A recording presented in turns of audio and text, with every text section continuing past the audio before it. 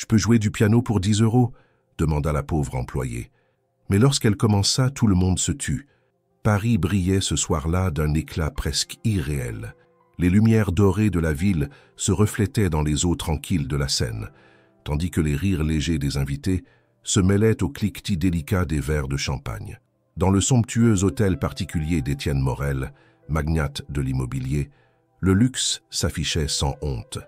Tapis rouge, lustre de cristal, musiciens en costume noir jouant des airs discrets, chaque détail rappelait qu'ici, le monde appartenait à une élite rare.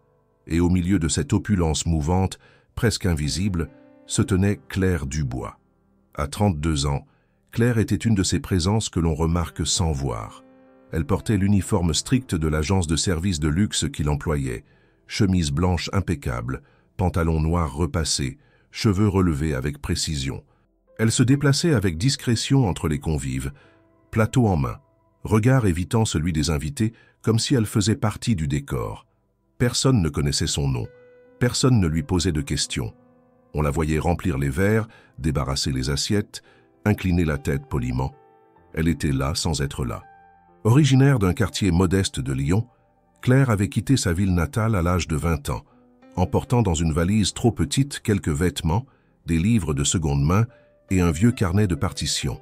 Elle s'était installée dans un minuscule studio en périphérie de Paris, où le bruit constant des klaxons remplaçait les chansons de sa grand-mère. La vie à Paris n'avait rien d'un rêve. Longues heures de travail, solitude quotidienne, fatigue ancrée dans les épaules. Mais elle s'était habituée. Elle avait cessé de se plaindre, cessé d'espérer. Elle observait la vie des autres, celle des riches et des puissants, depuis l'ombre, et elle notait tout, les regards, les silences, les failles. Ce que personne ne savait, c'est que Claire portait en elle un secret, une passion brûlante pour la musique. Enfant, elle passait des heures à écouter la radio à ondes courtes de sa grand-mère, découvrant par hasard Chopin, Rachmaninoff, Debussy. La première fois qu'elle avait entendu un piano, elle avait senti son cœur s'arrêter. Elle n'avait jamais appris à en jouer vraiment, faute d'argent, mais elle avait volé des moments, ici et là, sur des claviers abandonnés dans des écoles ou des centres communautaires. Elle reproduisait les mélodies qu'elle avait entendues, apprenait seule, guidée uniquement par son oreille et son intuition. Puis, le travail avait pris le dessus. Elle avait rangé ce rêve, comme on enferme une lettre dans un tiroir qu'on n'ouvre plus. Et pourtant, ce soir-là, quelque chose changeait. Le grand salon d'Étienne Morel était dominé par un imposant piano à queue noire, trônant au centre de la pièce comme un roi silencieux. Les invités le contournaient, l'ignoraient, le traitaient comme une simple décoration. Mais pour Claire, ce piano était une invitation, une provocation. Elle le regardait à chaque passage, les doigts tremblants. Elle n'entendait plus les ordres de ses supérieurs, ni les commentaires désobligeants des invités. Tout ce qu'elle voyait, tout ce qu'elle entendait, c'était cet instrument. Le désir enfoui depuis des années remontait à la surface, vif, insistant. Un moment arriva où le salon fut plongé dans une agitation plus floue. Un discours à l'étage, un toast improvisé. Claire, seule près du piano, sentit ses jambes avancer sans qu'elle ne les commande. Elle s'approcha lentement, jetant des regards furtifs autour d'elle. Son cœur battait si fort qu'elle craignait qu'on l'entende. Elle n'avait jamais touché un instrument aussi majestueux. Elle savait que c'était une folie. Elle savait qu'elle n'avait pas le droit. Mais elle savait aussi qu'elle ne pouvait pas repartir sans l'avoir fait. Le piano semblait l'attendre, comme un vieux souvenir oublié. Elle tendit la main, à peine, sans oser poser ses doigts. Une voix l'arrêta. Étienne Morel, debout à quelques pas, la regardait avec un sourcil levé. Il n'avait pas l'air en colère, plutôt amusé, intrigué. Claire, prise sur le fait, sentit ses joues s'embraser. Elle voulait fuir. Mais au lieu de cela, elle balbutia une phrase qu'elle ne comprit elle-même qu'après l'avoir prononcée. « Monsieur, est-ce que je peux jouer pour 10 €? » Un silence étrange s'installa. Puis quelques rires étouffés éclatèrent parmi les invités qui venaient d'arriver près du piano.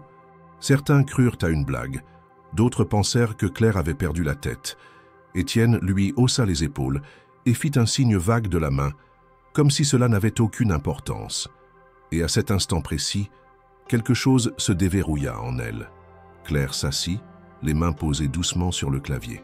Elle ferma les yeux, inspira profondément. Puis, Elle joua. Claire n'avait pas touché un clavier depuis des années. Pas ce genre de clavier. Elle connaissait la sensation des touches plastiques d'un vieux synthétiseur cassé, le toucher inégal d'un piano d'école à moitié désaccordé. Mais ce soir, ses doigts reposaient sur l'ivoire glacé d'un Steinway de concert. La salle entière, un instant plus tôt encore vibrante de conversation et de rires mondains, semblait soudain suspendue dans une attente silencieuse, curieuse, amusée pour certains, sceptique pour d'autres. Les verres étaient toujours en l'air, les sourires figés, mais tous les regards s'étaient tournés vers la scène improbable, la petite employée, la femme en uniforme noir et blanc, qui s'apprêtait à jouer. Claire inspira doucement, une fois, 2 fois. Elle ferma les yeux comme pour mieux faire taire les battements précipités de son cœur. Puis, elle joua. Pas une œuvre connue, pas un morceau célèbre. Ce qui sortit de ses doigts n'était pas appris, pas préparé. C'était une improvisation, un murmure devenu mélodie, un fragment de souvenir tissé en harmonie. Elle ne cherchait pas à impressionner, seulement à exprimer, à faire sortir ce qu'elle portait depuis trop longtemps dans le silence. Elle ne savait pas combien de temps elle joua, peut-être 1 minute, peut-être 5, mais chaque note semblait peser dans l'air comme une vérité qu'on ose dire à voix haute. Il n'y avait ni virtuosité démonstrative, ni performance, seulement une sincérité désarmante, brute, poignante. Quand elle releva la tête, un silence entier remplissait encore la pièce. Les conversations n'avaient pas repris. Les visages ne riaient plus. Quelque chose s'était déplacé. Étienne Morel, bras croisés, ne souriait plus. Il la regardait avec une concentration rare, comme s'il tentait de comprendre ce qu'il venait d'entendre. Un murmure s'éleva finalement du fond de la salle, une exclamation à peine audible. Puis quelqu'un bougea. Un homme grand, aux cheveux poivre et sel, élégant dans un costume 3 pièces, s'était levé.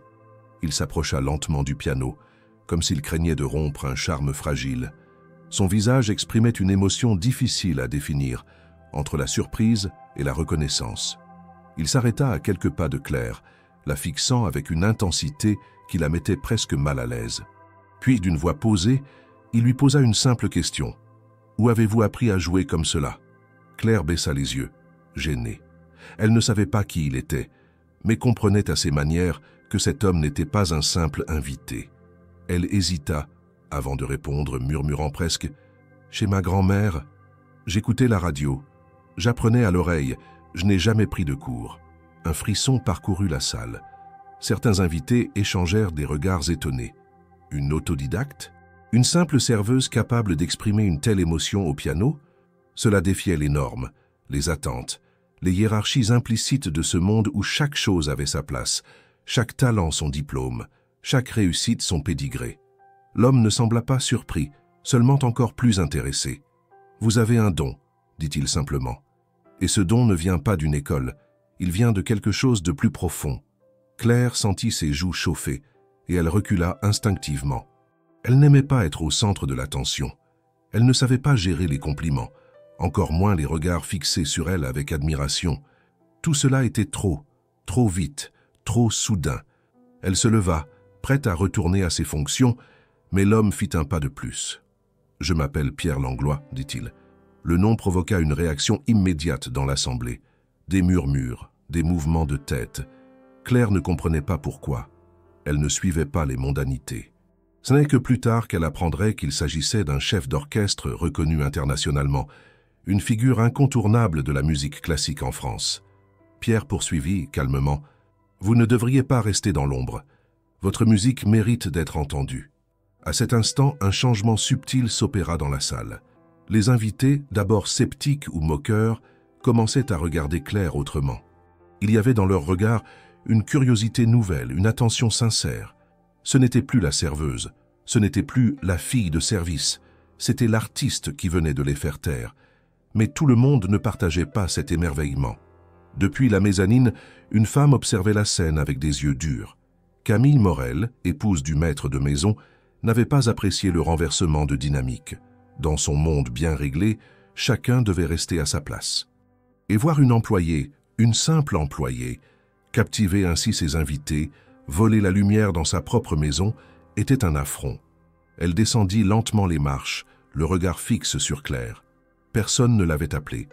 Personne ne lui avait donné la parole. Mais elle s'imposa. Elle s'arrêta à côté de Pierre, posa une main légère mais ferme sur son bras et déclara d'une voix sucrée mais tranchante « Cette petite performance était charmante, vraiment. Mais n'oublions pas que mademoiselle est ici pour le service. » L'atmosphère se tendit. Claire, pétrifiée, sentit le sol se dérober sous ses pieds. Elle bredouilla une excuse, s'inclina maladroitement et quitta précipitamment le piano. La salle, encore sous le choc, resta silencieuse un instant de plus avant que les conversations ne reprennent, hésitantes, comme si elles essayèrent de retrouver un équilibre perdu. Pierre resta immobile, les sourcils froncés. Étienne ne dit rien. Il semblait plus préoccupé par l'ordre que par la musique.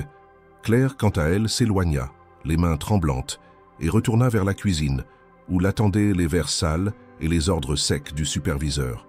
Mais rien n'était plus pareil. Son corps était toujours là, dans l'ombre du service. Mais son esprit, lui, avait touché quelque chose d'autre. Un monde qu'elle pensait interdit, inaccessible. Et ce monde venait, pour une brève minute, de l'écouter. Ce qu'elle ignorait encore, c'est que cette note, cette première note jouée sur ce piano luxueux, n'avait pas seulement résonné dans le salon. Elle avait réveillé autre chose, quelque chose qu'on ne pourrait plus faire taire. Le salon était revenu à son état de fête, ou du moins essayait de l'être. Les conversations avaient repris, les verres de vin tournaient de main en main, et les rires, bien que moins spontanés, recommençaient à résonner. Pourtant, un frisson subsistait dans l'air, presque imperceptible. Ce n'était plus la même réception.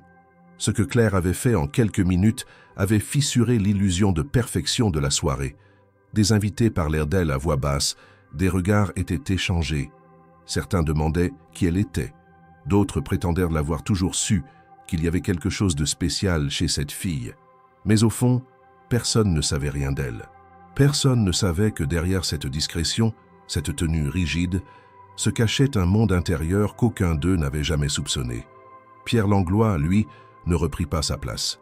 Il suivit Claire du regard alors qu'elle disparaissait à nouveau vers la cuisine. Il n'était pas homme à se laisser impressionner facilement. En tant que chef d'orchestre, il avait vu passer des talents exceptionnels, des prodiges de conservatoire, des techniciens parfaits. Mais ce qu'il avait entendu ce soir-là n'était pas une démonstration de virtuosité. C'était autre chose, une voix musicale brute qui parlait directement à l'émotion, à la mémoire, à quelque chose d'essentiel. Il savait reconnaître cela. Et il savait aussi que ce genre de talent n'apparaît pas souvent. Il attendit un moment opportun, évitant le regard désapprobateur de Camille Morel, puis se dirigea vers les coulisses de la réception. Il demanda poliment à un membre du personnel s'il pouvait parler à Claire Dubois. Le jeune serveur, surpris, acquiesça sans vraiment comprendre. Quelques minutes plus tard, Claire apparut dans l'ombre du couloir menant à la cuisine. Elle semblait sur la défensive, les mains croisées sur le tablier, la mâchoire tendue. Le regard de Pierre s'adoucit immédiatement. « Mademoiselle Claire, je vous remercie d'être venue. Je ne vous dérangerai pas longtemps. Je voulais simplement vous dire que ce que vous avez joué tout à l'heure m'a profondément touché. Ce n'était pas seulement beau. C'était vrai. » Claire détourna les yeux, visiblement mal à l'aise. Elle n'avait pas l'habitude d'être complimentée, encore moins de cette manière. Elle hésita, puis répondit « Je vous remercie, monsieur. Je n'ai pas vraiment joué quelque chose de précis. C'était juste quelque chose que j'avais en tête. » Pierre hocha lentement la tête. « Justement. Et c'est pour cela que c'était si fort. Dites-moi, avez-vous déjà suivi une formation musicale, un conservatoire, un professeur particulier ?» Claire secoua la tête. « Non, jamais. Je n'ai jamais eu les moyens. J'ai appris en écoutant la radio, puis en essayant de rejouer ce que j'entendais. » Pierre parut presque stupéfait. « Vous êtes donc entièrement autodidacte ?» Elle acquiesça, presque honteuse. Il resta silencieux quelques secondes, puis dit, plus doucement, « Vous avez un don rare. Ce que vous venez de faire, très peu de musiciens formés en sont capables. Je parle d'authenticité, d'âme. » Claire, ne sachant quoi dire, regarda ses pieds. Elle sentait le poids de cette conversation, l'importance qu'elle prenait malgré elle. Elle ne voulait pas rêver. Elle avait appris à ne pas rêver. Mais il y avait quelque chose dans la voix de cet homme, une sincérité désarmante qui faisait craquer peu à peu ses murailles. « Je ne pense pas que ce soit quelque chose de si exceptionnel, » murmura-t-elle. Pierre sourit doucement. « Et pourtant, tout le monde ici vous a écouté comme on n'écoute qu'une seule fois dans sa vie. » Le silence s'installa entre eux, ni pesant, ni gênant. Puis Pierre reprit sur un ton plus direct, « Je vais être franc avec vous. Ce n'est pas tous les jours qu'on croise quelqu'un comme vous. Et je ne peux pas simplement reprendre mon verre de champagne et oublier ce que j'ai entendu. Je veux vous revoir, pas ici, dans un endroit où la musique est prise au sérieux, où vous pourriez jouer librement. » Claire leva les yeux, surprise. Elle ne savait pas quoi penser. Était-ce une proposition? Une promesse creuse? Un piège? Elle avait trop souvent vu les illusions se briser dès que l'espoir pointait, mais elle sentait que cet homme était différent. Il ne cherchait pas à se mettre en valeur, il ne jouait aucun rôle. Il croyait sincèrement à ce qu'il disait. « Je n'ai pas les moyens, ni le temps, ni les compétences, » dit-elle finalement. « Ce n'est pas ce que j'ai vu, » répondit-il. Ils furent interrompus par un appel sec du superviseur. Claire devait retourner au service. Elle s'excusa, fit un pas en arrière, puis disparut, laissant Pierre seul dans le couloir. Dans le salon, Camille observait la scène de loin. Elle n'avait rien entendu, mais elle savait lire les postures, les gestes, les regards. Et ce qu'elle voyait ne lui plaisait pas du tout. Elle s'approcha de son mari Étienne, lui glissa quelques mots à l'oreille. Il haussa un sourcil, puis jeta un coup d'œil à Pierre. Il comprit vite. Ce genre d'intérêt pouvait devenir un problème. Pendant ce temps, Claire essuyait des verres derrière le comptoir, les mains toujours légèrement tremblantes. Elle revivait chaque note dans sa tête, chaque silence après sa performance. Elle ne savait pas ce qui allait se passer ensuite. Elle ne savait même pas si elle avait bien fait. Mais une chose était certaine. Quelque chose s'était ouvert ce soir-là. Une porte, une fissure, une possibilité. Et dans le fond de sa poche, elle sentit un petit morceau de papier froissé qu'elle n'avait pas remarqué. Un billet plié discrètement glissé par une main inconnue. Elle l'ouvrit discrètement. Il ne contenait que quelques mots, écrits d'une écriture droite et élégante. « Venez me voir demain à 10 heures du matin, au conservatoire de la rue du Faubourg. Pas besoin d'apporter quoi que ce soit, juste vous. P.L. » Claire referma le papier lentement, le cœur battant, les pensées tourbillonnantes. Elle ne savait pas encore si elle irait. Mais pour la première fois depuis très longtemps, elle sentit que peut-être, juste peut-être, quelque chose d'autre était possible que simplement survivre. Dès le lendemain de la réception, les couloirs feutrés du monde mondain parisien bruissaient encore de l'étrange événement survenu dans la villa d'Étienne Morel. Les commentaires fusaient, certains moqueurs, d'autres sincèrement émus, mais tous s'accordaient sur un point.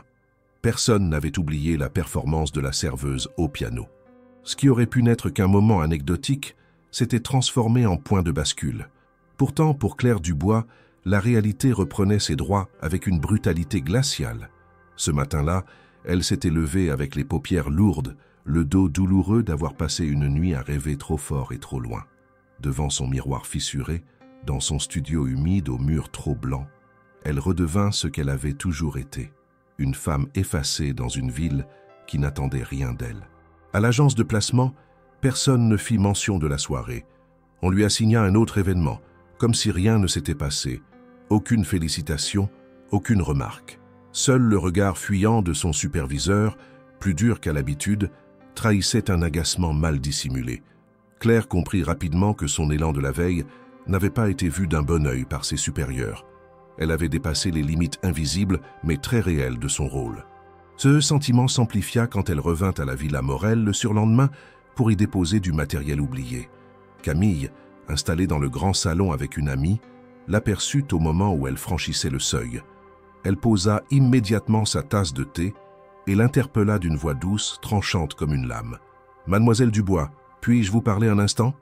Claire, surprise, s'arrêta net. Elle fit un pas dans la direction de Camille, qui l'observait avec une bienveillance factice.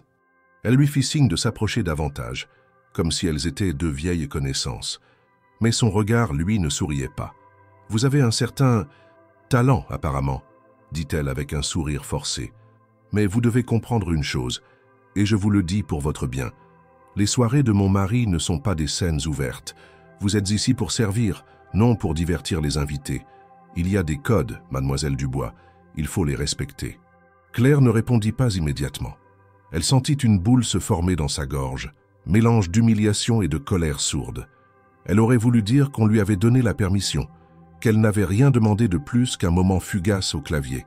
Mais elle savait que toute défense serait inutile. Dans ce monde-là, la parole d'une employée ne valait rien face à celle d'une épouse de millionnaire. « Je comprends, madame », répondit-elle simplement, les yeux baissés. Camille la dévisagea un instant, comme pour s'assurer qu'elle avait bien reçu la leçon. Puis elle fit un geste de la main pour les conduire, déjà revenue à sa conversation avec son amie, comme si Claire n'avait jamais été là. De retour chez elle, Claire posa le sac de matériel sur sa table et s'assit en silence. Le papier plié que Pierre lui avait laissé restait visible sur le rebord de la table. Elle l'avait relu plusieurs fois, sans jamais parvenir à prendre une décision. L'invitation était claire, mais sa propre place dans cette ville, dans cette société restait floue. Comment pourrait-elle entrer dans un conservatoire? Que penserait-il en la voyant arriver sans formation, sans référence, sans autre bagage que des années passées à écouter des morceaux en cachette et à jouer dans sa tête? Et pourtant, malgré la peur, quelque chose en elle résistait. Une envie qui ne voulait pas mourir. Elle se leva, prit une douche rapide, enfila ses vêtements les plus neutres, attacha ses cheveux d'une manière moins stricte et quitta son appartement avec une seule pensée en tête, elle irait. Pas pour prouver quoi que ce soit à Camille, ni pour impressionner Pierre. Elle irait parce qu'elle ne supportait plus l'idée de refermer cette porte sans savoir ce qu'il y avait derrière. Le conservatoire de la rue du Faubourg était un bâtiment ancien, chargé d'histoire, aux portails de fer forgés et aux pierres usées par le temps.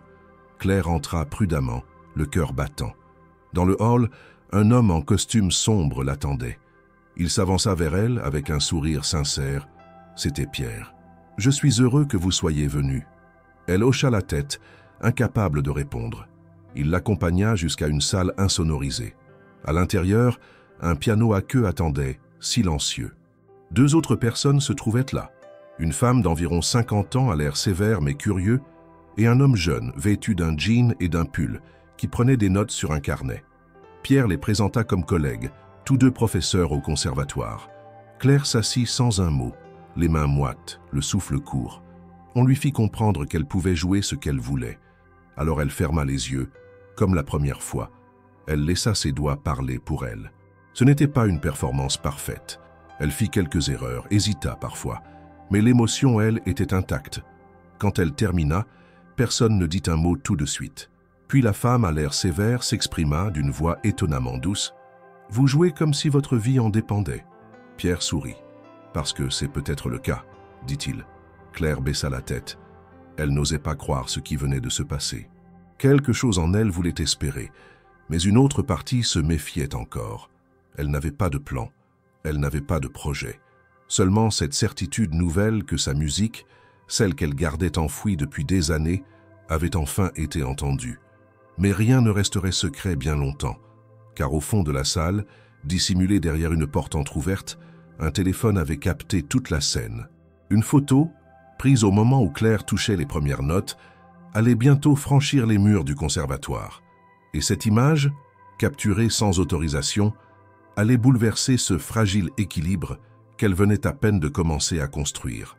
Le lendemain matin, Claire se réveilla avec une sensation étrange, comme si elle avait traversé un rêve trop réel pour appartenir à la nuit. Dans son petit appartement, le silence était dense, seulement brisé par les bruits de la rue. Les souvenirs de la veille revenaient par fragments. Le conservatoire, le regard des professeurs, les mots discrets mais puissants de Pierre.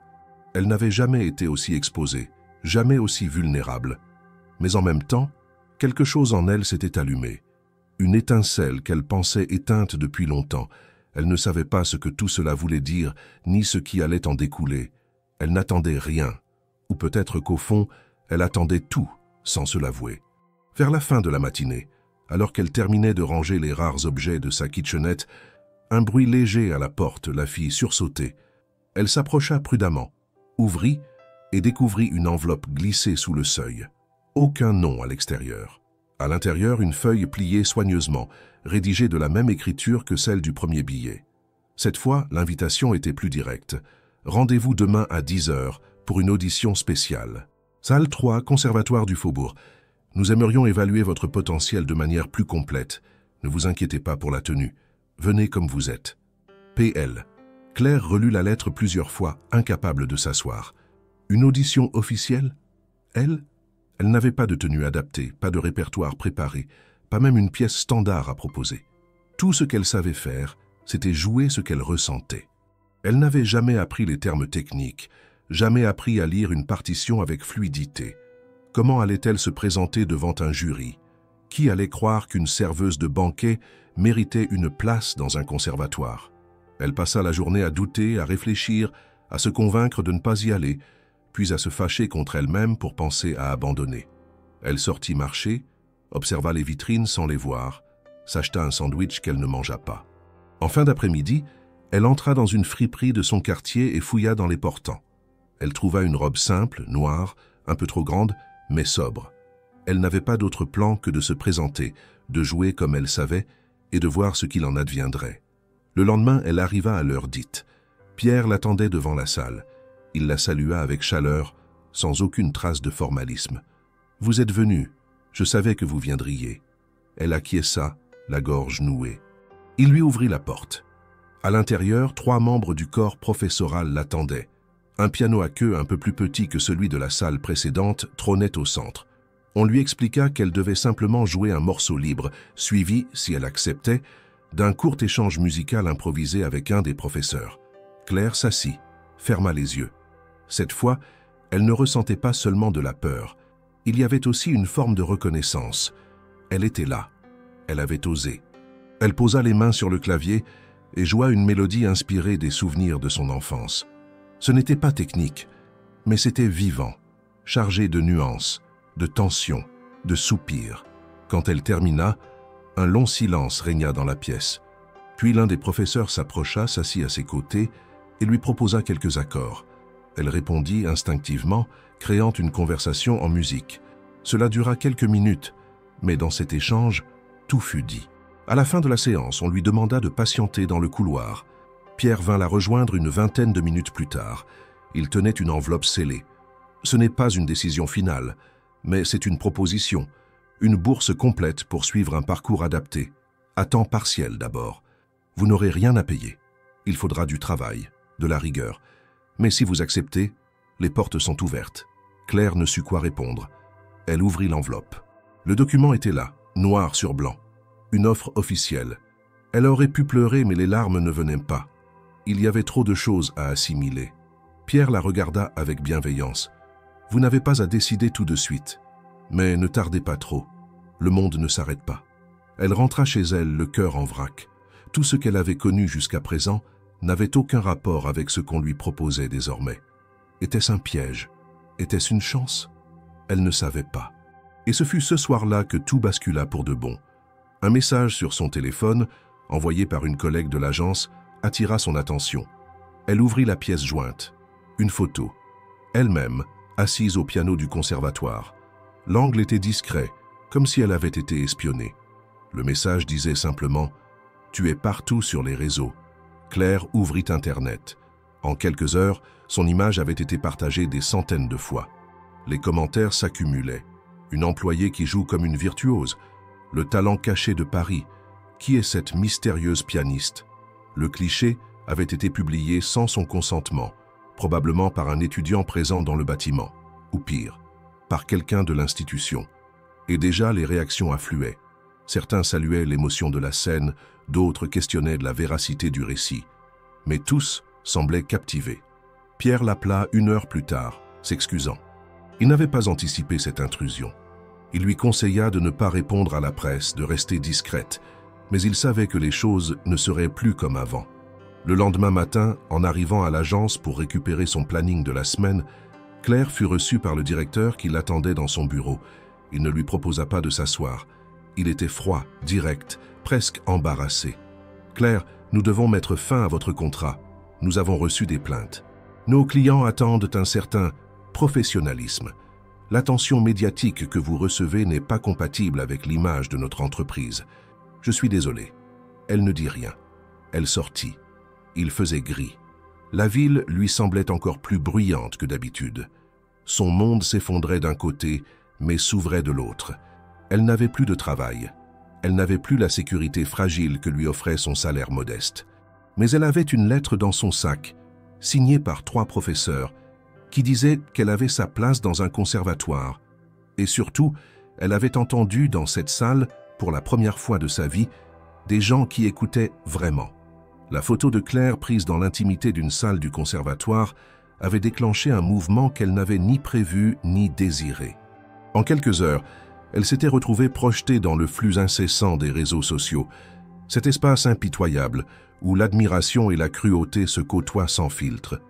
Sa silhouette, assise devant le piano, concentrée, les yeux fermés, circulait avec des titres qui variaient de l'éloge à la condescendance. Une perle sortie de l'ombre, quand une simple serveuse bouleverse la musique classique, la Cendrillon du clavier. Des articles de blog, des vidéos TikTok racontant son histoire supposée, des montages d'elle superposés à des images de concerts prestigieux, tout cela était devenu viral en moins de 24 heures, et elle n'avait rien demandé. Dans son studio exigu, Claire tentait de garder les pieds sur terre. Elle ne possédait pas de compte sur les plateformes qui la propulsaient à son insu. Son téléphone vibrait sans arrêt. Des numéros inconnus appelaient, des messages s'accumulaient. Elle ignorait tout. Pierre lui avait dit de ne pas répondre, de laisser passer la tempête. Mais ce n'était pas une tempête, c'était une lame de fond, et chaque vague emportait un peu plus de son anonymat. Ce qui aurait pu être un simple témoignage de talent devenait désormais une histoire publique. Et comme toujours, quand l'émotion gagne la foule, les puissants cherchent à en reprendre le contrôle. Le premier à réagir fut Étienne Morel. Le bruit courait que c'était dans sa demeure que le miracle avait eu lieu. Un miracle qu'il n'avait pas orchestré, qu'il n'avait pas anticipé. Il n'aimait pas que son nom soit associé à un événement dont il ne tirait aucun bénéfice direct. Il n'aimait pas non plus que les regards se tournent vers une employée qu'il ne considérait même pas comme digne d'un bonjour. À l'agence de service, les appels de clients inquiets se multipliaient. On leur parlait d'une serveuse qui faisait le spectacle, qui détournait l'attention, qui pouvait être source de gêne ou de mauvaise presse. Sous cette pression, l'agence préféra se protéger. Claire fut convoquée brièvement et congédiée sans cérémonie. Elle n'eut droit ni à des explications claires, ni à des excuses. Le message était simple, elle ne correspondait plus à l'image qu'il voulait projeter. Elle représentait désormais une anomalie. Claire quitta les lieux sans protester. Elle n'avait ni la force ni l'envie de se battre pour rester à une place qu'on lui refusait. Ce fut en remontant l'avenue vers son appartement qu'elle vit son visage imprimé sur la couverture d'un journal gratuit distribué dans le métro. Le titre criait « L'employé qui fait trembler les salons parisiens ». En dessous, un sous-titre plus agressif. « Une serveuse sans formation met à nu l'élitisme culturel ». Claire se sentit dépossédée. On ne parlait pas d'elle, mais d'une version construite, caricaturale, qui ne lui appartenait plus. Mais ce que ni elle ni ses détracteurs n'avaient prévu, c'était la réaction populaire. Car cette histoire, bien qu'incontrôlée, touchait un nerf sensible. Des milliers de personnes, de tous âges et de tous milieux se reconnaissaient en Claire. Des artistes sans scène, des travailleurs invisibles, des talents tus par les nécessités de la vie. Le récit de cette femme ignorée qui, par un geste sincère, révélait un monde enfoui devint symbole. Des hashtags se multiplièrent, des courriers de soutien affluèrent, des vidéos d'autres anonymes partageant leur art firent surface, toutes mentionnant Claire comme déclencheur. Dans le même temps, des figures médiatiques commencèrent à s'intéresser à elle, des invitations pour des plateaux de télévision, des interviews, des propositions de documentaires. Pierre, fidèle à sa discrétion, tenta de contenir ce raz-de-marée. Il la protégeait autant qu'il le pouvait, filtrait les demandes, rappelait à chacun qu'elle n'était pas une bête de foire. Il l'appela un soir pour lui dire calmement « Ce que vous vivez est rare. Il faut décider si vous voulez l'accompagner ou le fuir, mais il ne faut pas le subir. » Claire ne répondit pas tout de suite. Elle regardait les messages laissés sur son répondeur, les mails anonymes, les lettres glissées sous sa porte. Elle sentit pour la première fois une peur nouvelle, celle de devenir un symbole malgré soi, mais aussi une fierté discrète, car pour la première fois, elle avait l'impression d'exister autrement que dans le reflet d'un plateau vide ou d'une assiette brillante. Le jour suivant, une décision inattendue fut prise au sein du conservatoire.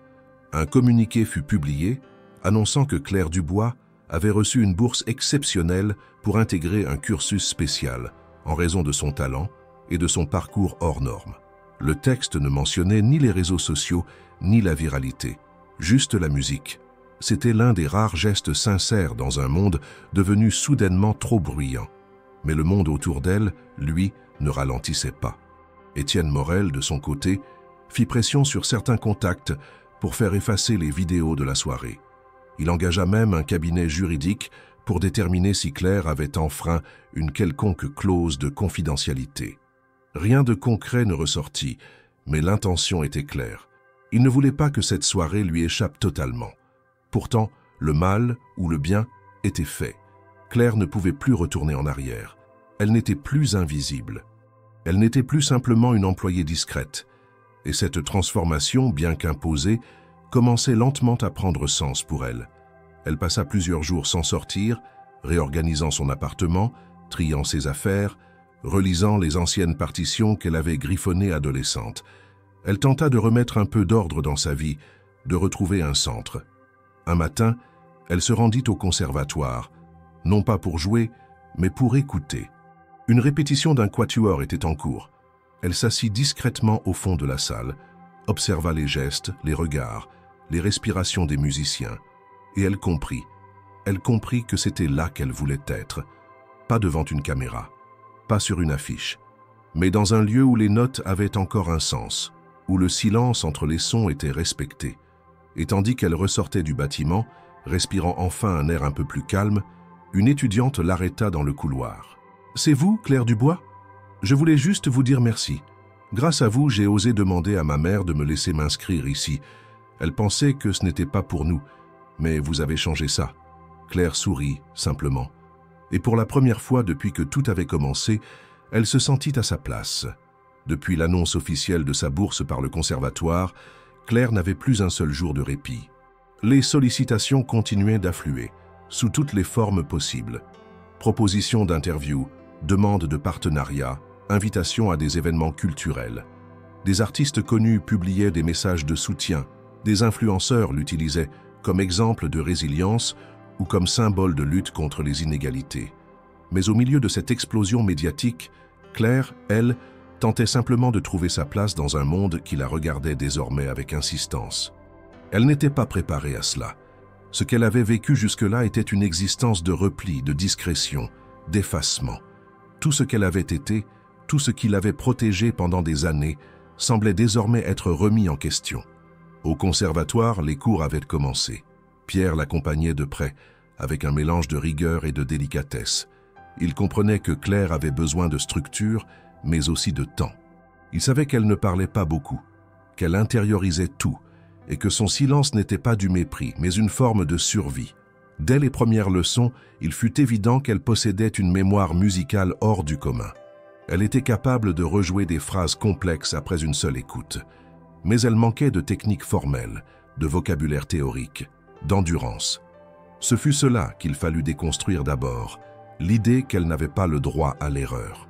Les autres élèves la regardaient avec un mélange d'admiration et de distance. Elle n'était pas comme eux, plus âgée, venue d'un autre univers, portant encore dans ses gestes la précision silencieuse du service et non l'assurance étudiée des musiciens formés depuis l'enfance. Certains tentèrent de lui parler, d'autres l'évitaient. Claire ne cherchait ni l'un ni l'autre. Elle venait, écoutait, jouait, puis repartait, toujours seule. Mais au fil des semaines, le poids de cette solitude devint plus lourd. Elle avait quitté un monde sans jamais vraiment entrer dans un autre. Elle vivait entre deux identités, celle de l'ancienne employée qu'on n'invitait plus nulle part, et celle de la nouvelle musicienne qu'on exposait sans cesse, parfois contre sa volonté. La médiatisation lui collait à la peau comme une étiquette qu'elle n'avait pas choisie. Et dans ce décalage, une vieille angoisse refaisait surface, la peur de l'imposture. Chaque note qu'elle jouait devenait une épreuve. Chaque regard posé sur elle semblait demander justification. Pierre le sentit. Un jour, après un cours particulièrement difficile, il lui proposa d'aller marcher dans un parc voisin. Ils parlèrent peu, mais à un moment, alors qu'ils étaient assis sur un banc, il lui demanda doucement « Pourquoi avez-vous vraiment arrêté la musique, Claire ?» Elle resta silencieuse un moment. Puis, les yeux fixés sur un point flou devant elle, elle répondit « Ma mère est morte quand j'avais 16 ans. Elle était tout pour moi. Elle chantait tout le temps. Pas de manière professionnelle, juste tout le temps. C'est elle qui m'a donné l'amour de la musique. Mais quand elle est partie, tout s'est arrêté. Il fallait travailler. Il fallait tenir. Je n'avais plus de place pour la musique. Et peut-être que je ne voulais plus en avoir. » Pierre ne répondit pas. Il savait que certains silences n'avaient pas besoin d'être comblés. Il lui posa simplement une main légère sur l'épaule, geste rare chez lui, mais profondément humain. Dans les jours qui suivirent, Claire recommença à s'investir pleinement dans les cours. Elle demandait des partitions, posait des questions, acceptait de rejouer des passages plusieurs fois. La musique, peu à peu, reprenait la place qu'elle n'avait jamais réellement perdue. Mais cette nouvelle implication avait un prix. Elle remuait des souvenirs qu'elle avait enterrés. Parfois, en pleine répétition, une émotion trop forte la submergeait. Elle s'arrêtait, s'excusait, sortait de la salle. Elle détestait cela, montrer ses failles. Mais elle apprit à ne plus en avoir honte. L'un des moments les plus déterminants eut lieu un jeudi matin, lors d'un atelier de composition. Chaque élève devait présenter un court extrait inspiré d'un souvenir personnel. Claire hésita longtemps à participer, mais finalement elle arriva avec quelques feuillets griffonnés, une suite de notes qu'elle avait inventées la veille au soir, en pensant à sa mère. Quand elle joua devant la classe, un silence complet suivit. Pas un mot, seulement quelques respirations retenues. Et quand elle releva les yeux, elle vit que certains élèves la regardaient autrement, non plus comme une étrangère, mais comme une égale. Pendant ce temps, à l'extérieur, la fascination pour son histoire ne faiblissait pas.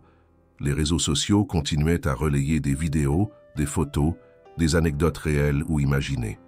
On l'appelait la pianiste invisible, la voix des sans-voix, la main ouvrière du clavier. Chaque étiquette l'éloignait un peu plus de ce qu'elle était vraiment. Elle ne voulait pas devenir un symbole. Elle voulait simplement jouer. Un matin, elle reçut un appel inattendu. Le Comité national de musique la proposait comme candidate pour une audition prestigieuse à venir. Une sélection nationale réservée habituellement aux élèves les plus brillants issus des conservatoires élitistes. Pierre, qui avait participé discrètement à sa nomination, la prévint que ce serait une étape difficile. Non pas à cause de la technique ou du niveau musical, elle était prête, mais à cause de l'exposition, de la violence possible des critiques, de l'exigence du jury. Claire fut d'abord bouleversée. Elle ne se sentait pas prête. Elle n'avait jamais participé à une audition officielle, encore moins à un concours national, mais elle comprit vite qu'elle n'aurait peut-être pas une autre occasion. Et que dire non maintenant, ce serait comme refermer une porte qu'elle venait à peine d'oser entrebâiller. Elle accepta. Pierre lui proposa de travailler un répertoire adapté, mais Claire, contre toute attente, refusa.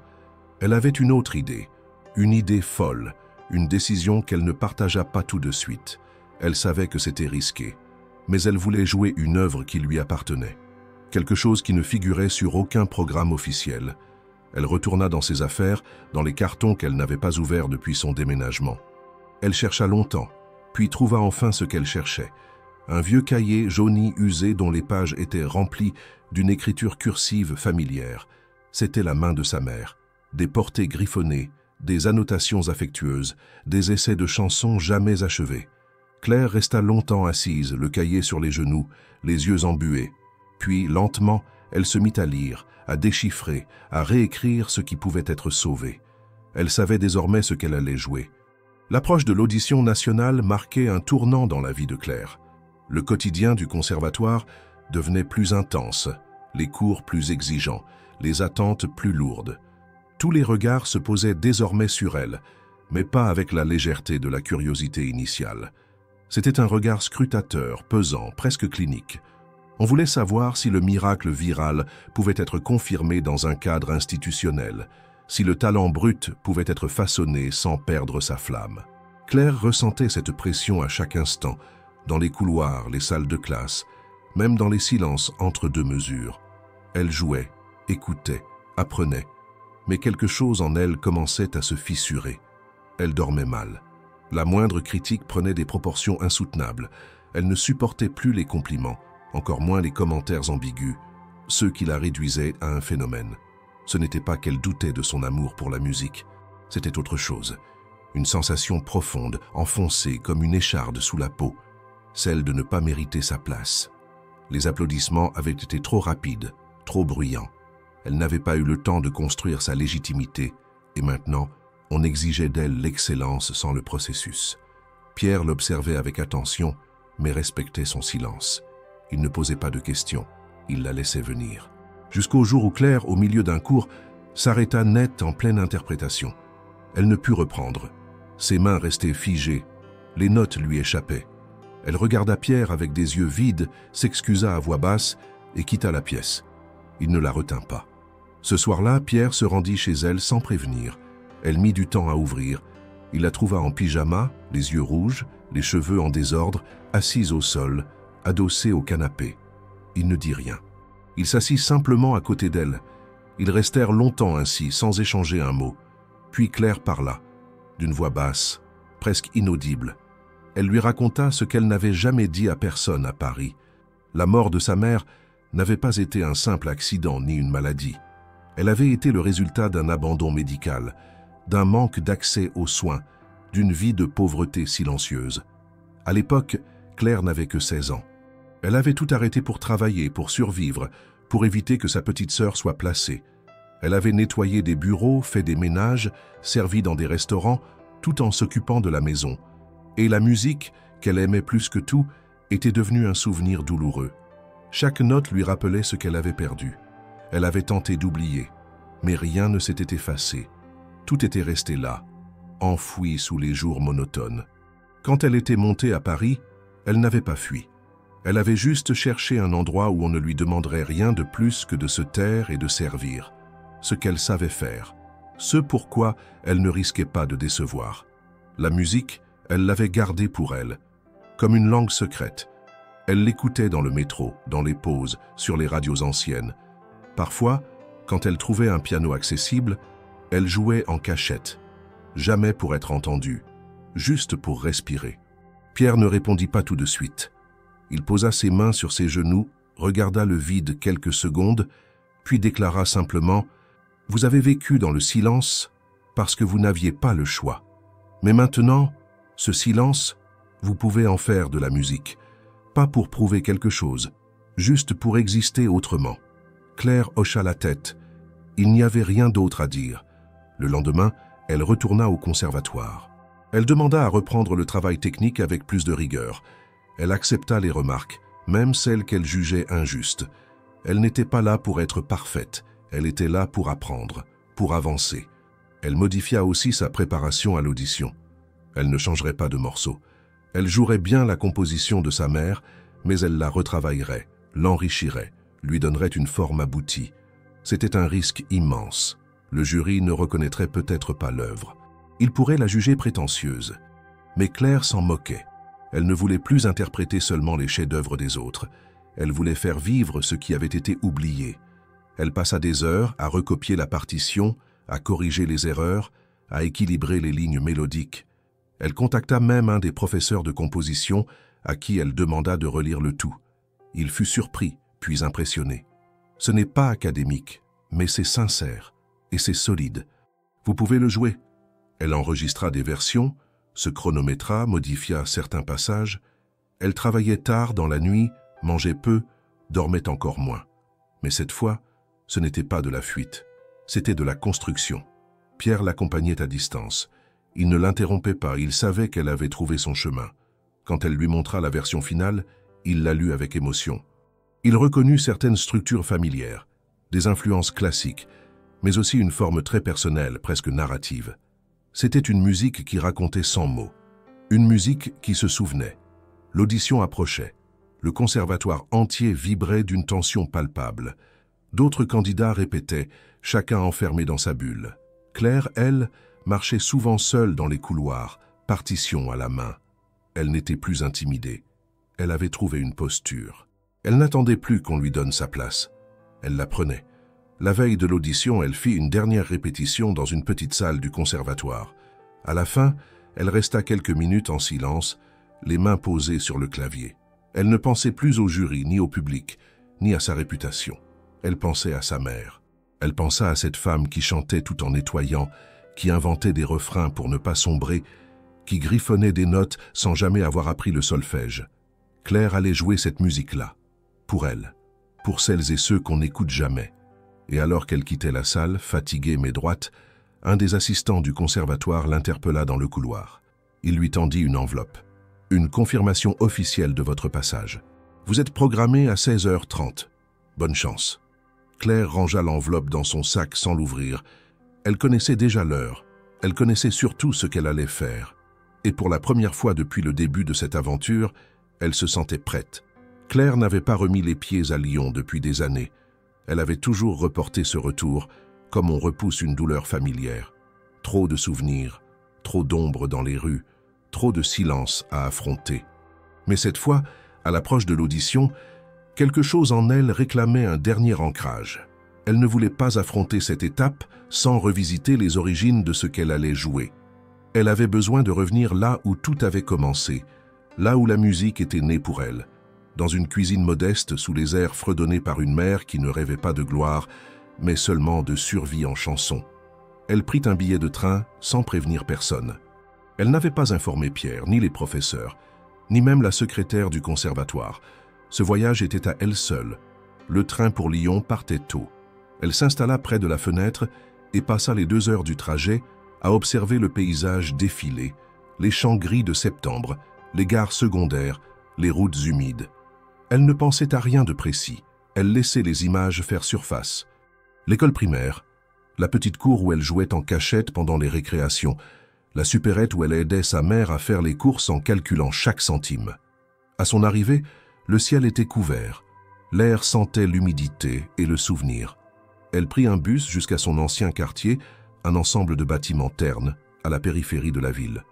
Tout lui semblait plus petit qu'avant, comme si le monde avait rétréci en son absence. Elle s'arrêta devant l'immeuble de son enfance. Les boîtes aux lettres n'avaient pas changé. Le nom de sa mère n'y figurait plus, bien sûr, mais elle pouvait encore voir son écriture mentale, fine et régulière, sur l'étiquette blanche. Elle monta les marches lentement, se souvenant de chaque craquement, de chaque tache sur les murs. Au dernier étage, elle s'arrêta devant la porte de l'appartement familial. Elle ne frappa pas. Elle n'était pas venue pour entrer. Elle voulait seulement sentir une dernière fois la mémoire contenue dans ce seuil. Puis elle descendit à pied jusqu'au cimetière du quartier. La tombe de sa mère était simple, modeste, sans ornement. Elle s'assit devant, posa son sac à ses pieds et resta là, longtemps. Elle ne pleura pas. Ce n'était pas de la tristesse. C'était une forme de paix lourde, silencieuse, qu'on ne trouve que quand on revient là où la douleur a commencé. Elle sortit de son sac la partition recopiée à partir des cahiers retrouvés. Elle la posa doucement sur la pierre, la relut à voix basse. Elle voulait que sa mère entende, même si personne n'était là, même si ce n'était qu'un geste intime, presque dérisoire. Elle murmura « Je vais la jouer, maman, devant eux tous, et ils vont écouter. » En quittant le cimetière, elle prit un autre chemin. Elle se rendit dans une petite maison du quartier voisin, là où vivait encore sa sœur aînée, Élise. Elle ne s'était pas parlé depuis plus de 5 ans. Une brouille silencieuse faite de malentendus, de douleurs mal exprimées, de jugements hâtifs. Élise avait choisi une autre voie. Elle s'était mariée jeune, avait eu 2 enfants, était restée à Lyon. Claire, elle, avait fui. Sans prévenir, sans expliquer. Les lettres étaient restées sans réponse. Les appels, de plus en plus rares, avaient cessé. Pourtant, ce jour-là, elle frappa à la porte, le cœur lourd mais déterminé. La porte s'ouvrit lentement. Élise mit quelques secondes à la reconnaître. Puis ses traits se durcirent. Elle resta dans l'embrasure, sans inviter Claire à entrer. « Qu'est-ce que tu fais là ?» Claire hésita. Elle n'avait pas préparé de discours. « Je suis venue pour maman. Je suis allée au cimetière. Je joue bientôt dans une audition. Je voulais te le dire. » Élise croisa les bras, sceptique. « Une audition? Toi? À Paris? C'est ce que j'ai vu dans les journaux ?» Claire hocha la tête. « Je joue un morceau qu'elle avait écrit. Tu te souviens de ces cahiers? Je les ai retrouvés, je les ai réécrits. Je vais les jouer devant un jury. Pour de vrai. » Le visage d'Élise ne trahit aucune émotion. « Et pourquoi maintenant? Après toutes ces années, tu t'es envolé, tu n'as plus jamais appelé. Et là, parce que tu passes à la télé, tu te souviens qu'on existe ?» Claire baissa les yeux. Elle comprenait la colère. Elle l'acceptait. « Je n'ai pas oublié. J'ai juste survécu, comme j'ai pu. » Un silence tendu suivit. Puis Élise soupira. Elle disparut un instant à l'intérieur et revint avec un objet qu'elle tendit à Claire. Une vieille chemise cartonnée, usée, fermée par une ficelle. « Tu les avais pas tous, les cahiers. Elle en avait d'autres, cachés. Je les ai gardés.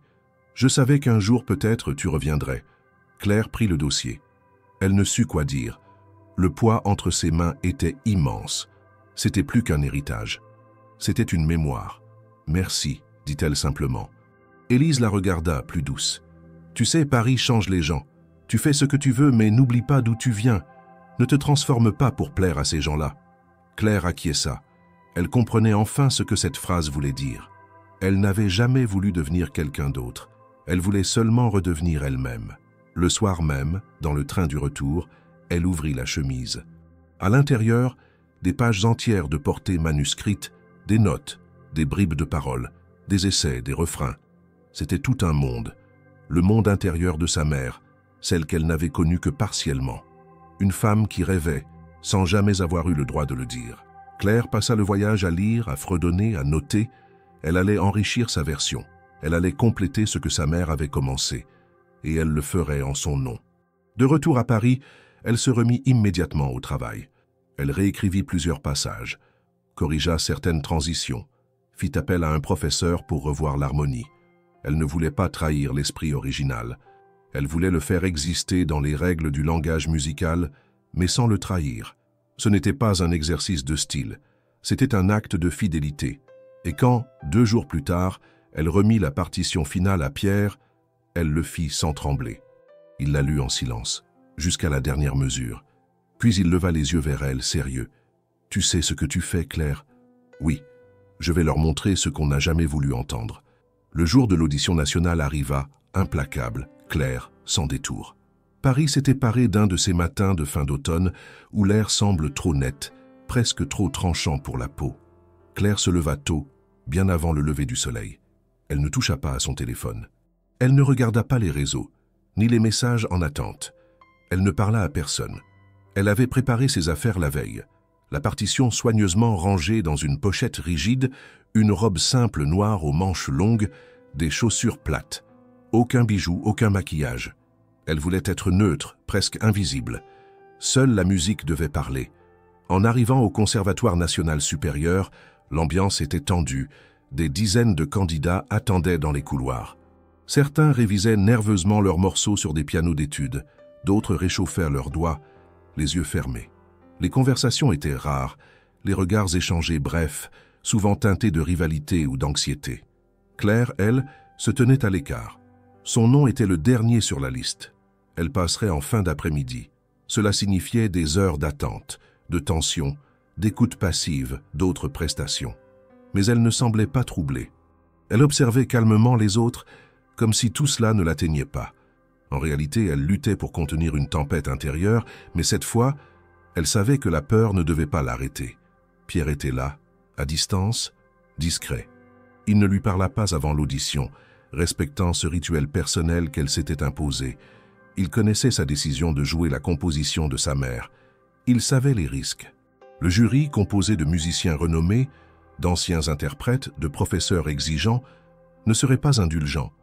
Il jugerait sur la technique, la justesse, l'originalité, l'interprétation. Présenter une œuvre inconnue, sans référence, était une prise de position audacieuse. Cela pouvait la faire remarquer ou l'éliminer immédiatement. Claire le savait, et elle avait choisi d'assumer. Les heures passèrent lentement. Elle prit soin de ne pas trop écouter les candidats avant elle, pour ne pas se laisser influencer. Elle lut ses partitions, relut les annotations de sa mère, ferma les yeux de temps en temps pour revoir les passages les plus complexes dans son esprit. À 15h50, un membre de l'organisation l'appela. Elle se leva, inspira profondément et suivit le couloir jusqu'à la salle d'audition. La salle était vaste, claire, solennelle. Sur scène, un piano à queue impeccablement accordée. Devant 3 tables alignées, derrière lesquelles siégeaient les membres du jury. Ils ne saluèrent pas. Ils observaient, notes en main, plume prête. Claire marcha jusqu'au piano. Elle s'inclina brièvement, posa sa partition, ajusta le siège, respira. Le silence était total. Elle ne regarda personne. Elle s'assit, posa ses doigts sur les touches, ferma les yeux. Et elle joua. Les premières mesures étaient sobres, presque timides. Une mélodie montait doucement, comme un murmure retenu. Puis les harmonies s'épaississaient, des modulations apparaissaient, un rythme intérieur s'installait. Claire ne jouait pas avec la perfection mécanique de certains candidats, mais chaque note était posée avec une intention claire, Chaque silence pesait comme un mot non dit. Il y avait dans son jeu une retenue bouleversante, une sorte de récit sans narration. Les jurés, d'abord figés, commencèrent à échanger des regards. Le murmure mélodique devenait cri silencieux. Vers le milieu du morceau, une modulation inattendue apporta une tension presque douloureuse, comme une faille. Puis une retombée, un apaisement, comme si quelque chose avait été accepté. Claire sentait ses mains légèrement trembler, mais elle continuait. Elle connaissait chaque phrase, chaque nuance, chaque silence de cette œuvre. Elle l'avait reconstruite, non pas pour briller, mais pour transmettre. Elle ne voulait pas impressionner. Elle voulait faire entendre ce qui n'avait jamais été écouté. Elle pensait à sa mère, à Lyon, au cahier jauni, à cette voix qu'elle avait entendue dans le silence pendant des années. Et au moment de la dernière note, elle ferma les yeux, longtemps. Quand elle les rouvrit, elle ne vit pas immédiatement le jury. Elle regardait le piano, ses mains, son souffle. Un silence profond suivit. Un silence qui n'était pas celui du désintérêt, mais celui de la stupeur. Aucun membre du jury ne bougea. Personne ne prit la parole. Claire attendit, debout, droite, les bras le long du corps. Elle n'avait pas peur. Elle avait fait ce qu'elle devait faire. Et alors, sans prévenir, un des membres du jury, une femme d'un certain âge, se leva. Elle applaudit, une fois, deux fois, lentement. Puis d'autres la suivirent. Ce n'était pas une ovation bruyante, mais un écho respectueux. Claire sentit une chaleur étrange lui monter au visage. Elle s'inclina, puis sortit de scène, sans un mot. Dans les coulisses, Pierre l'attendait. Il ne dit rien tout de suite. Il lui tendit une bouteille d'eau, qu'elle accepta avec reconnaissance. Ils marchèrent lentement dans un couloir vide. « Tu as tout donné », murmura-t-il. « Oui », répondit-elle. « Mais je ne sais pas si ça suffit. Ce n'est pas la question, Claire. Ce que tu as fait là, c'était pour la musique, pas pour un prix, pas pour une reconnaissance. Tu as offert quelque chose que personne d'autre n'avait. Et ils l'ont entendu. » Claire ne sourit pas. Elle était encore dans l'après. Elle ne savait pas si elle serait retenue.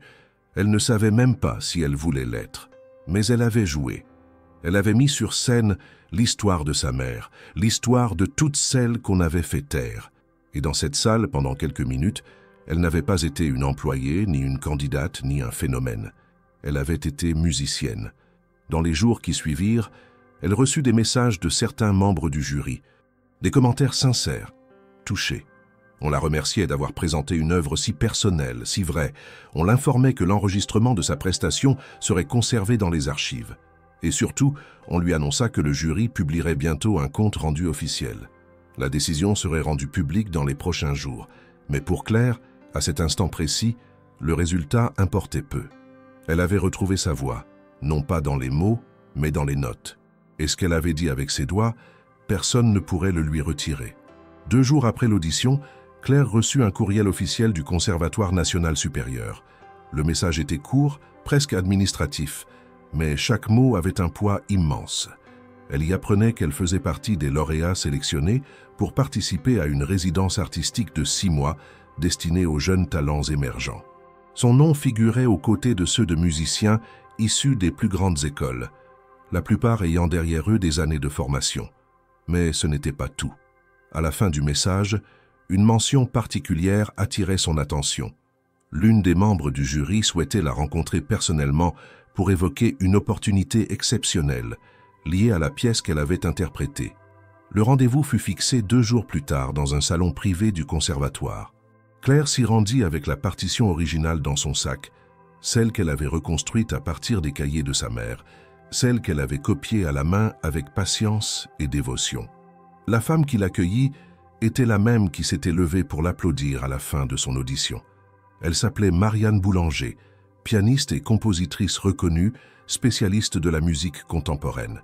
Son visage exprimait une curiosité sincère, sans trace de condescendance. « Mademoiselle Dubois, je voulais vous féliciter personnellement, dit-elle dès que Claire entra. Ce que vous avez présenté n'était pas simplement un morceau touchant, c'était une œuvre, une vraie, et je crois qu'il est temps de lui donner une existence propre. » Claire fronça légèrement les sourcils, incertaine de comprendre. « Vous voulez dire l'enregistrer ?»« Plus que ça, » répondit Marianne. « Je voudrais la publier, officiellement, en tant que composition inédite. Elle mérite de figurer au catalogue des nouvelles œuvres françaises.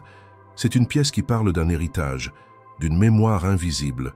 Elle est juste, émotive, sans être plaintive. Elle a sa place dans le répertoire contemporain. Claire resta sans voix quelques secondes. L'idée que la musique de sa mère, cette musique griffonnée dans un vieux cahier, à l'abri des regards, puisse un jour être jouée par d'autres, étudiée, transmise, était vertigineuse.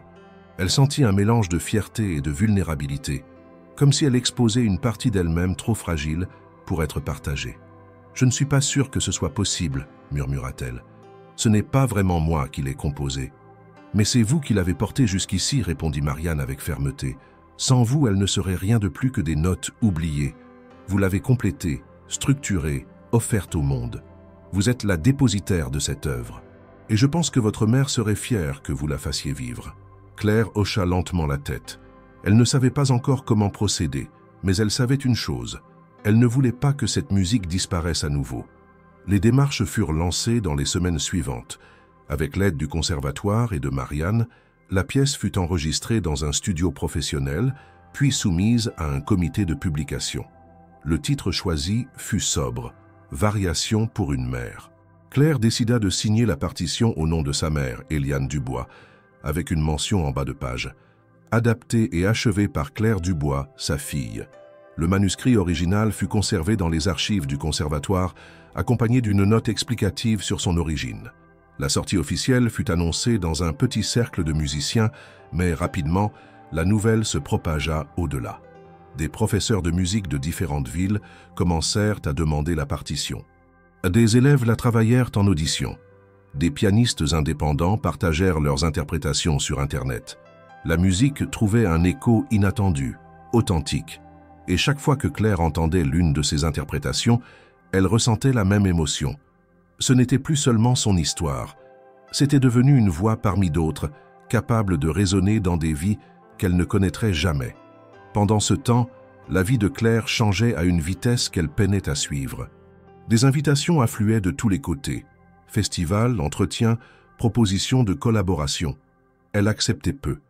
Elle ne voulait pas se perdre dans les projecteurs. Ce qui comptait pour elle, désormais, c'était de jouer avec sens, avec fidélité. Elle travailla avec Pierre sur de nouveaux morceaux, commença à explorer d'autres manuscrits oubliés, notamment ceux de femmes compositrices du passé que l'histoire avait négligés. Elle voyait là une continuité naturelle. Elle n'était plus seulement une interprète. Elle devenait passeuse de mémoire. Mais cette évolution n'était pas sans tension. Certains conservateurs de la musique classique voyaient d'un mauvais œil l'ascension de cette femme sans diplôme, sans carrière antérieure, propulsée par une vague médiatique.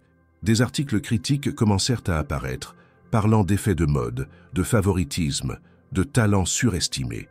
Claire les lisait parfois, en silence. Ils lui rappelaient d'où elle venait, et à quel point sa place dans ce monde restait fragile, contestée. Mais elle ne cherchait pas l'approbation. Elle avançait.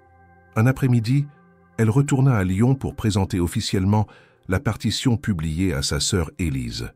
Elle la lui tendit comme un objet précieux, accompagné d'un enregistrement. Elles ne parlèrent pas beaucoup. Elles s'assirent côte à côte, écoutèrent le morceau sans un mot. Et quand la dernière note s'éteignit, Élise prit la main de Claire sans rien dire. C'était suffisant. De retour à Paris, Claire comprit que tout cela l'avait changée en profondeur. Elle n'était plus celle que les autres n'écoutaient pas. Elle n'était plus seulement celle qui avait osé jouer un soir de gala. Elle était devenue une musicienne à part entière, avec un projet, une direction, une voix. Et cette voix, elle l'utiliserait désormais pour ceux qu'on n'entend jamais. Mais une question restait en suspens. Une proposition qu'elle avait reçue quelques jours plus tôt et qu'elle n'avait pas encore abordée avec personne. Une maison de disques spécialisée dans la musique classique contemporaine lui avait offert un contrat pour enregistrer un album complet. Un projet ambitieux, prestigieux, mais aussi contraignant. Elle hésitait, pas par peur de l'échec, mais parce qu'elle sentait que ce choix allait l'engager bien au-delà de la musique. Et il lui fallait décider. Claire passa plusieurs jours à réfléchir à la proposition de la maison de disques. Le contrat proposé était clair, prestigieux, et promettait un avenir stable dans le milieu de la musique classique. L'album prévu inclurait la pièce de sa mère, mais aussi des œuvres contemporaines de jeunes compositeurs et même une invitation à créer une composition originale.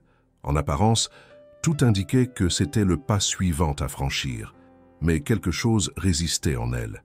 Plus elle lisait les termes du contrat, plus elle sentait le poids qu'une telle décision impliquerait.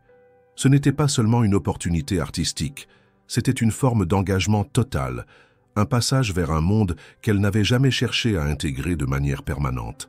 Ce n'était pas la peur de l'exposition, ni même celle de l'échec, c'était une question de sens. Depuis ce soir dans le salon d'Étienne Morel, chaque avancée dans sa trajectoire musicale avait été profondément personnelle, enracinée dans une histoire intime, un besoin vital de dire quelque chose. Or, ce contrat, aussi flatteur soit-il, ne lui offrait pas seulement une scène, il lui demandait une conformité.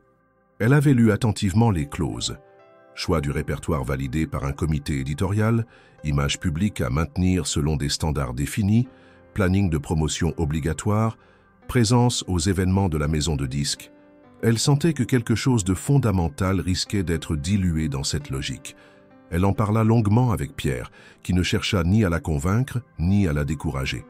Il lui rappela simplement que la visibilité pouvait être un outil, mais jamais une fin en soi, et que la musique qu'elle portait n'était pas née pour remplir des cases dans un calendrier de communication. Claire l'écouta en silence, puis décida de ne pas signer. Elle remercia la maison de disques pour leur intérêt, exprima son respect pour leur travail, mais déclina poliment. Ce choix surprit certains de ses professeurs, en irrita d'autres, mais elle le fit avec une certitude tranquille. Elle n'avait rien contre le succès. Elle refusait simplement de le subir. Dans les semaines suivantes, elle concentra son énergie sur un projet qu'elle gardait en tête depuis plusieurs mois, depuis les premiers messages reçus après sa prestation au conservatoire. Des personnes de quartiers populaires, des jeunes musiciens sans ressources, des autodidactes comme elle, lui avaient écrit pour lui dire combien son parcours les avait touchés. Elle avait compris dans ces mots qu'il existait un besoin profond, une attente silencieuse, un manque criant d'espace d'apprentissage où le talent ne soit pas conditionné par l'argent ou les réseaux. Elle commença alors à imaginer la création d'une petite école de musique gratuite dans un quartier périphérique de Paris, un lieu accessible, sans audition, sans exigence de dossier scolaire, où l'on pourrait venir apprendre à son rythme, avec bienveillance, encadré par des professionnels désireux de transmettre. Ce n'était pas un rêve abstrait. Elle connaissait les difficultés que cela impliquerait. Trouver un local, du matériel, convaincre des musiciens de s'impliquer bénévolement, obtenir des aides, structurer un programme. Mais elle s'y attela avec la même rigueur qu'elle avait appliquée à sa musique.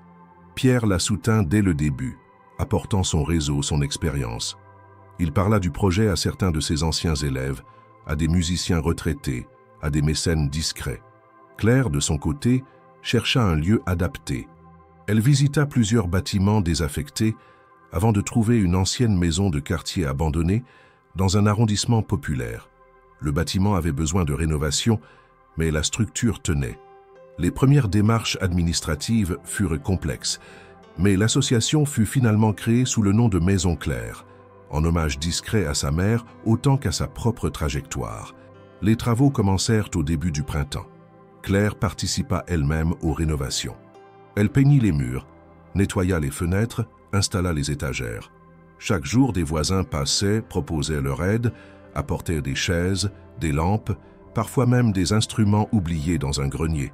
L'un d'eux, un ancien accordéoniste, donna un vieux piano droit en bois, un peu désaccordé mais encore jouable. Ce fut le premier instrument installé officiellement dans la maison. Claire le nettoya avec soin, en silence. Les premiers cours furent donnés en petit comité. Un atelier d'initiation au piano, un autre de chant puis de rythme corporel. Des enfants, des adolescents, mais aussi quelques adultes vinrent s'inscrire. Personne ne payait. Chacun venait avec ce qu'il avait. Du temps, de l'attention, parfois un gâteau fait maison à partager pendant la pause. La musique circulait, vivante, imparfaite mais réelle.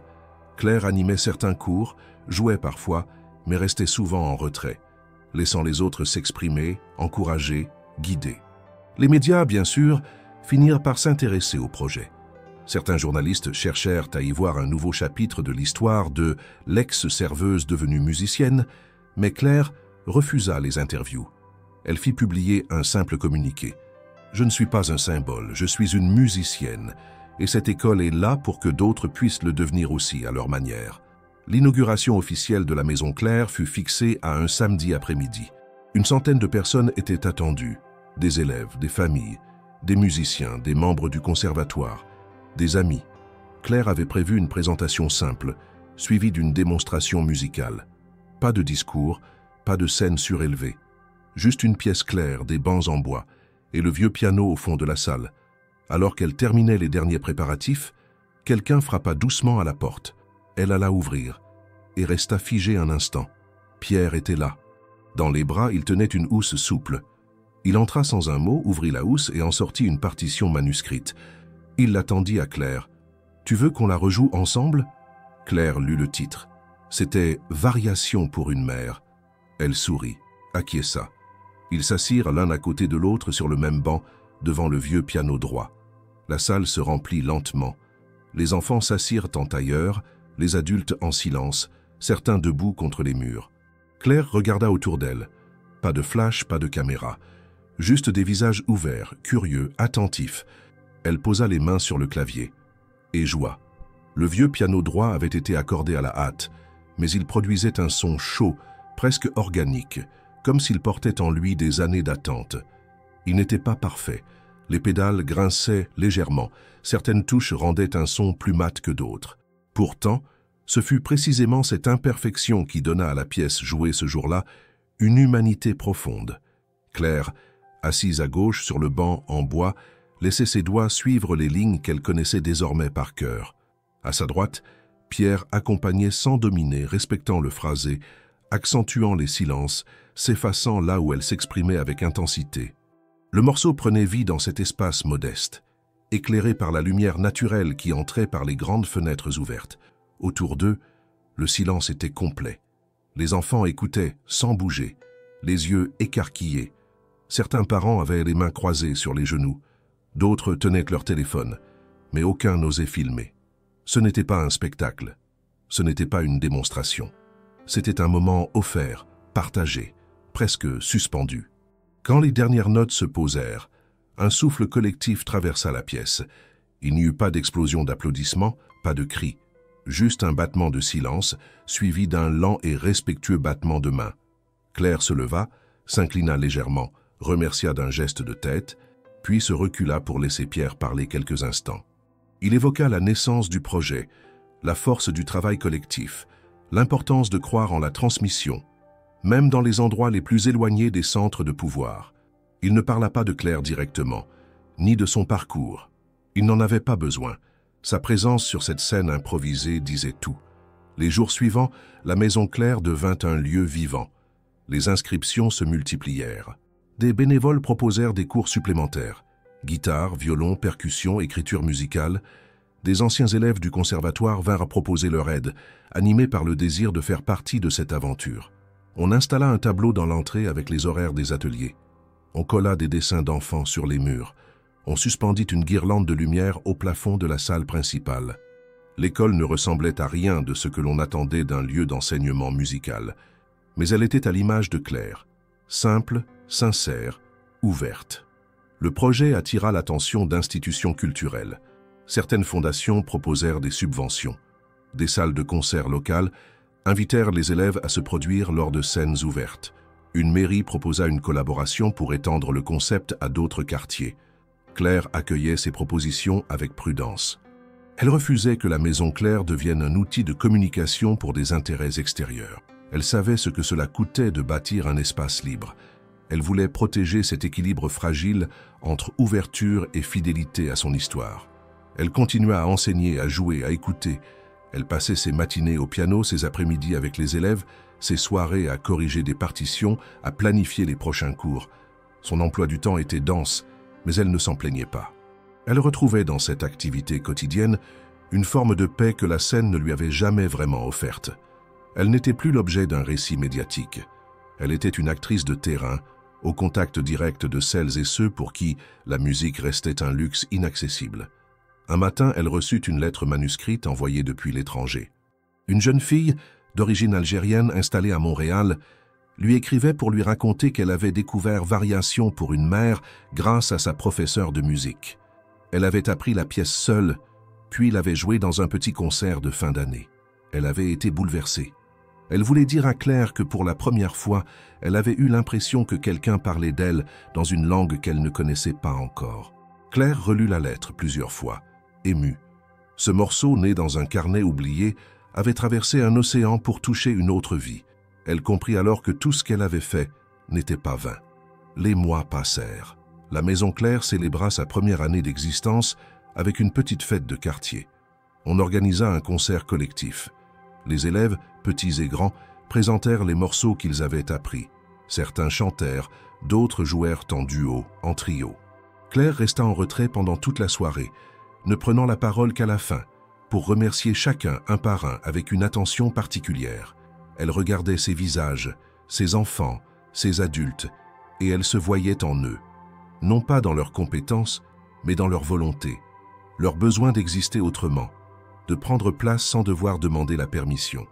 Elle continua à refuser certaines propositions commerciales, mais accepta de publier un recueil regroupant plusieurs des compositions qu'elle avait depuis écrites. Le recueil s'intitulait « Fragments d'un silence ».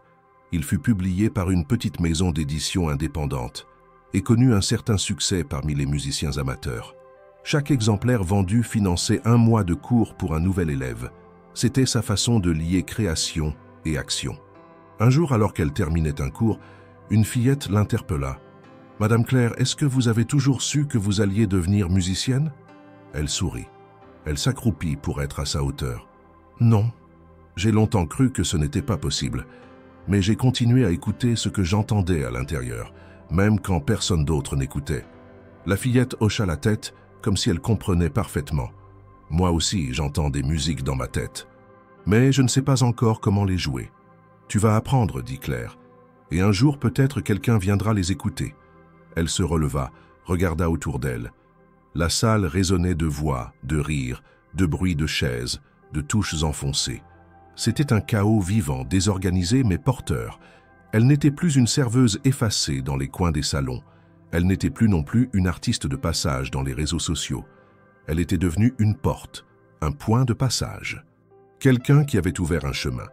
Et derrière elle, d'autres passaient à leur tour. La musique continuait.